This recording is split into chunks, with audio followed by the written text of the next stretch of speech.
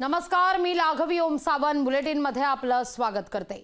भाजप आणि दगडी चाळीच्या डॅडीची सलगी आहे की काय अशी चर्चा सुरू झाली आहे। कारण अरुण गवळींच्या पक्षाची भाजप मदत घेणार का असंही म्हटलं जात आहे। गीता गवळींना महापौर करण्याचा नार्वेकरांचा निर्धार पाहायला मिळतोय। अर्थात अंडरवर्ल्ड डॉन अरुण गवळीची शिक्षा माफ होण्याची चर्चा ही सुरू असतानाच भाजप आणि अखिल भारतीय सेनेची जवळीक ही वाढत चालली आहे। भाजप नेते राहुल नार्वेकरांनी आपण अभासेचे सदस्य असल्याचं जाहीरच केलंय।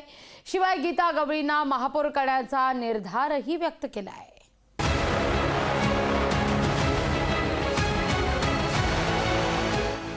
अंडरवर्ल्ड डॉन अरुण गवळीची शिक्षा माफ होण्याच्या बातम्या येत आहेत। अरुण गवळीला शिक्षेतून मिळणाऱ्या माफीला अनेक कंगोरे आहेत। यापैकी एक कंगोरा आहे निवडणुकीचा। अरुण गवळींचा अखिल भारतीय सेनेशी भाजपची सलगी वाढली। अरुण गवळींच्या आभासेच्या कार्यकर्त्याचा फायकाळ्यात मेळावा झाला। या मेळाव्याला विधानसभा अध्यक्ष राहुल नार्वेकरांनी हजेरी लावली।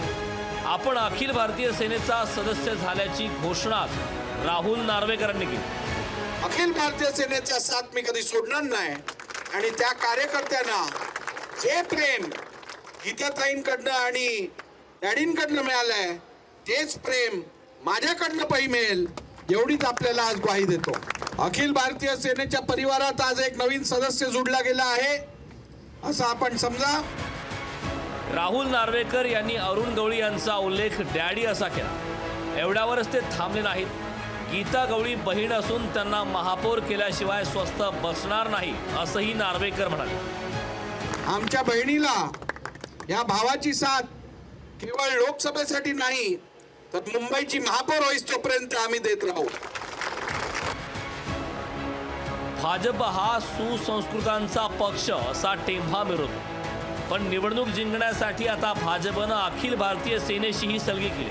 नीतिमत्तेच्या गप्पा मारणारा हाच भाजप आहे का असा सवाल विचारला जातो। चेतन ननावरे, लोकशाही मराठी, मुंबई।